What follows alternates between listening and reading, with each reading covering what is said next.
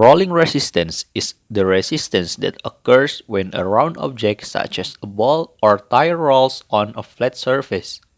This match will test participants' comprehension of rolling resistance.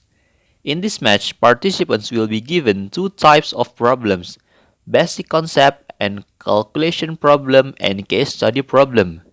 One of the participants will do the written test and other participant will practice the game. The calculation on the written test is based on data that has been obtained from the game. Participants prepare cards containing load in accordance with the provisions of the committee and put them in the cart. The wire rope is pulled from the winch by holding the end.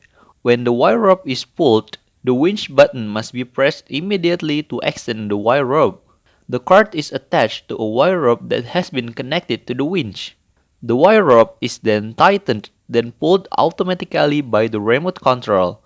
Cards that have been linked to a weighting indicator will read the force released. Participants will record the force once every 2 seconds.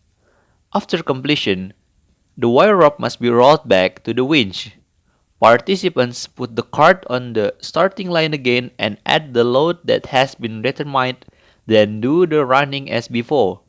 After completing the match, the participants took the burden out of the cart.